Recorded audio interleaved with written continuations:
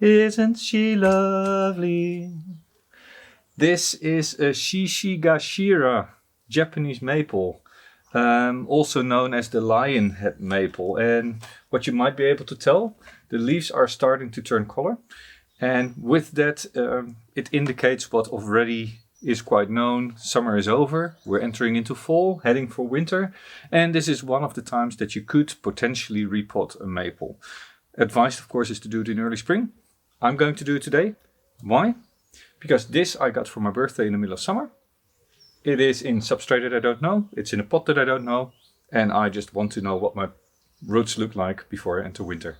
So I'm doing this. It's not an emergency, but it is a preparation for winter. So I know what substrate it is in. Yeah, I have good hopes it will reroot in the next 4 to 6 weeks. And therefore be ready before the real winter hits. Let's get started.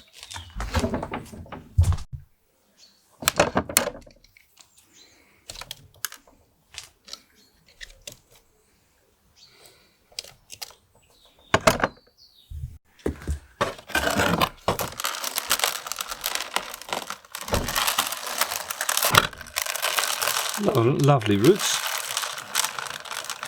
but as you can tell, the roots are mostly on the outside.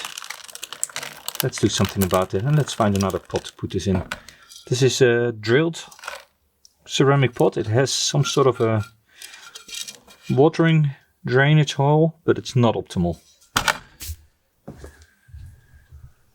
So I selected this new pot, and from the shape of the drainage holes you can tell this is a Kai Sperling pot, which might be a little bit of an overkill, but it is a nice color and it gives this plant a bit of space to grow into. Also respect to my friend that I give the tree that I get from him in a nice pot. Now the first thing I'm going to do, I'm not going to put mesh on it, I'm just going to put a little bit of coarse substrate at the bottom. This is not for drainage. This is so that the substrate doesn't fall out. Then, of course, prepare it with a little bit of substrate. In this case, it's my typical substrate of pumice and some baked clay.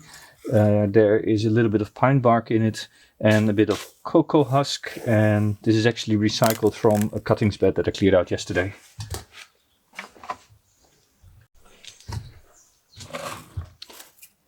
So this is a rooted cutting. It is not grafted, which is nice because this is a variety that is often grafted. It has quite a few roots here in the center, but most of the active growth is actually in all these long roots and I don't want to keep them. So I'm actually not going to spend a lot of time on this. I'm just going to remove all this. And I'm very sorry, but it will stimulate, of course, that the leftover roots are going to grow. Now with that, we're not done, because I need to see how these roots actually sit. It looks like this is very much rooted on one side. Look, if you can tell, there's only roots on one side of the tree, which is a bit of a downside. It's not great, but let's hope that if I work the roots well now, over time, we'll get a better nabari and we'll get new roots on the side. And if not, then next year at the repotting, I can consider grafting 1 or 2 roots on the side.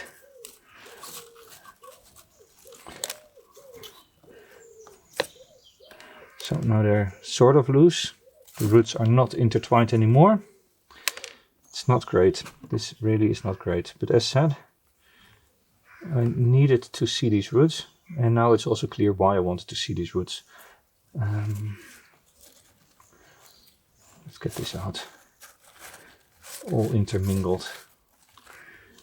So this is crucial, right? If you are repotting a tree, that you also work the roots and you make sure that you create an as radial as possible root ball during the repot, so that every single time that you repot, you improve the roots.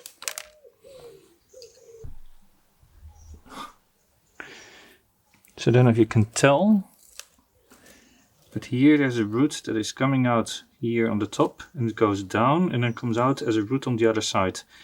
What I'm going to do is when I pot it up, I'm going to move this bent root that effectively comes from here. I'm going to bend it flat.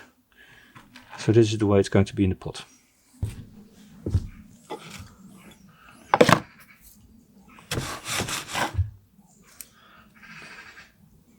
So I said this root, right? This root needs to be, yeah, really here. It's not going to be great. Can't graft it on there. It's just the way it's going to be for now.